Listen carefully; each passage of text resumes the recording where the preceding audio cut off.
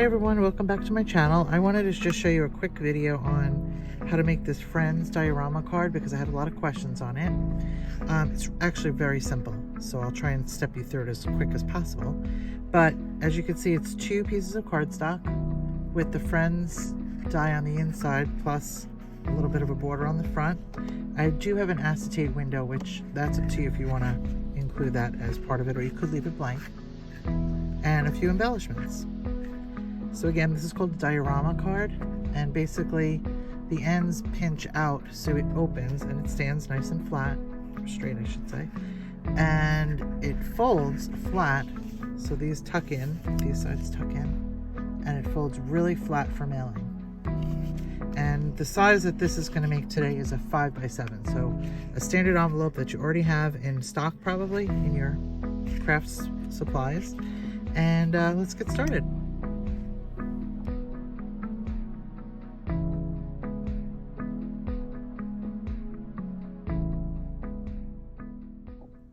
So to start with, I made an index card of all of the sizes that you're going to need. It's really not a lot of cutting, but if you get it out of the way at the beginning, it'll go a lot smoother. So you're going to need 2 pieces of cardstock, any color, your choice, whatever you need, whatever you have in stock. Nothing special about it. You're going to cut them both to 5 by 8.5. So as you can see it this way, it's a little bit shorter than a full piece of paper. And then it's scored at 1/2. I don't know if you could see that in the lighting there. It's scored at 1/2, and it's scored at 1. And then you could either flip it around and do the same thing, 1/2 and 1, or you could, if you follow the card, this is at 7.5 and 8. And you're going to do both of them exactly the same. So far, nothing special. Next, you're going to need a piece of acetate if you want to include the window. That is completely up to you. You could leave it blank. It does add stability to the front of the card, so that's why I like to add it. And I like to use thick acetate. It's whatever you have on hand is fine. This is cut to 4 3/4 and 6 1/4. And then I just took a piece of pattern paper out of any old paper pad. I have the Friends die with all the shadows that we're going to need. I am going to be using the adhesive sheets just because I find it easier for a lot of the, the letters and things like that. You could use tape, you could use glue, whatever works for you. So that's with the adhesive sheet. I am going to use score tape to hold these 2 pieces together on both sides. And then I usually use the tape runner to tape in the acetate in here. Again, you could use glue, you could use whatever. I just find that's least messy. So, and last but not least, you're going to need some embellishments. However you want to decorate the card. I actually have I don't even know where I got this from, but a stock banner. And I'm going to be using these really cute buttons and ribbons from Stampsoflife. Okay, so the first thing that you're going to do is cut into one of the pieces of cardstock. Now, there are 2 shadow dies that come with the Friends die set. The largest, the second, and then there's the actual Friends words, letters. Do not use the largest for this first piece, okay? So this is the larger one, would be almost end to end here. We're not going to use that right away. We're going to use the second one, the second smaller one. So cut that into the first card and only one card. So once you make that first cut, you're going to have 2 pieces left. You're going to need both. Do not get rid of either piece. This has no tape on it. This has no tape on it at this time. So just put these 2 pieces aside and we'll come back to those later. Next, what we want to do is we want to cut both the frame and the back that you see behind the word friend. So we took our pattern paper. As you can see, I'm lining up both of the shadow dies and I taped them down so they're kind of even all around. I also put on the back the adhesive sheet. Now you'll see here, mine did not reach and cover the exact adhesive sheet. So what I did was I just took some double-sided tape just in case, so I don't cut into that. And I don't have to worry about some of it not having stick on the back of it. So now I'm going to run this through the die cut machine and we'll see what happens next. Okay, so I just ran that through, and what you'll see now is as I peel back the tape, we're going to have 2 pieces of this that cut. In this project, you'll also find there's very little waste, which is nice.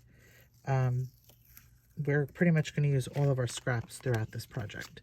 So now we could put this aside. But when I take apart the dies, we actually have now a frame that we could use on the front. And we have the inside shadow that we're going to use on the inside of the other piece of cardstock. So from cutting both of those together, it actually gives you both of these pieces, which is great. And we have adhesive on the back of both. So it should make it nice and easy to stick down. Okay, so now we're ready to cut the letters, as you could see in the original color cardstock. So the navy blue is on the outside. I have navy blue letters here. On this one, we're going to have light blue or pale blue on the outside, and we'll do the letters in that color too.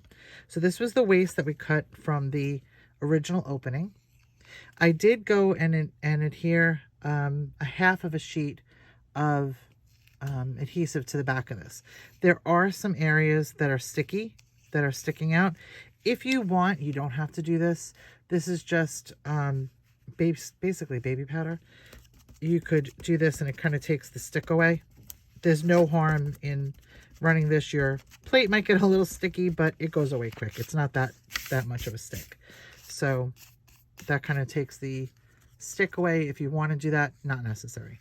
But so now what we're going to do is we're going to line this up and run this through our die cut machine. And as you'll see, there'll be no waste of this either. We'll be able to use the letters in a lot of different ways. So I just ran that through the die cutting machine. And as you'll see, as I peel this apart, you're going to have, or I'll show you from the back, you're going to have the large letter and also a shadow to the letter. And you'll be able to use all those parts if you want to. For this card, as you can see, I didn't use the shadow. You could rerun this through on another piece of cardstock or another color and then have the shadow in one color and the letters in another. I chose just to use the letters because I thought they were bold enough that it was very easy to see. Okay, so now the fun part comes in, which is this card assembly. We're done with all the cutting and all the gluing at this point, or most of it. So you're going to line up the 2 pieces of card together. You're going to have the one with the cutout hole in the front and the solid one in the back. Once they're lined up perfectly straight, go ahead and put the die cut that came out of the backing, so the pattern paper, inside the back. It should fit in just like a puzzle piece. And then when you pull this away, that should be lined up perfectly to match the opening. I went ahead and added 2 pieces of score tape. I don't know if you can see both sides there, to the outer edge only. Get that close so you could see. Only on the outer of both. I added 1 strip of score tape. That'll make our lives easy when we go to put the card together. On the back of this, so you're going to flip the friend piece over. So it's, now you're on the inside of that. And I'm just going to use a tape runner to go around the edges, because we're going to stick our acetate window here.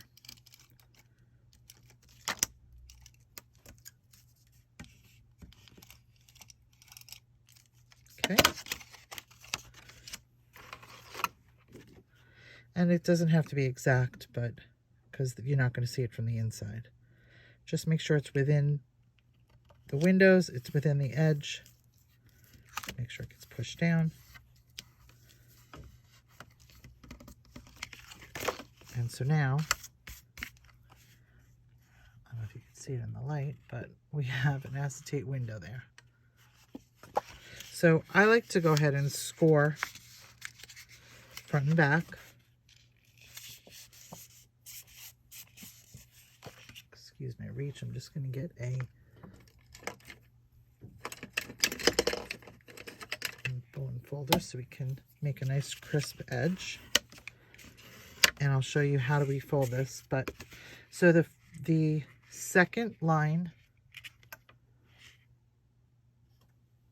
see, it gets folded this way. So you're basically going to fold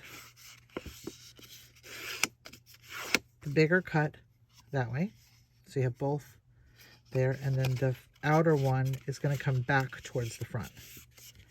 And then you're going to go over it with a bone folder. you're going to do the same to the other. Actually, before we do that, we're going to go in, lay in all of the letters. They pop out real easy. They all have tape on them, and we're going to glue that down. So let me do that part first, and I'll be right back. Okay, so the last step before decorating, I've now glued down all of the letters onto the backing. And on the front, where the acetate window is, I put the frame around that, and it lines up perfectly with the shape that's here. So it's really easy to match up. Before we tape down, as you can see, we taped down the acetate window, and we did our folds. That's the only piece I really want to go over before we finish this card up. So on the front, it looks like a Z. I don't know if you can see, get a good look at that. We folded it like a Z. Make sure you use your bone folder and make sure that it's creased really well. And then on the back, it looks like an upside down Z. So you could flip your paper over and do it this way. Whatever works. But so basically what you're trying to do is have the two end pieces glued together, which is what we're going to do. We're going to remove that tape and glue them together.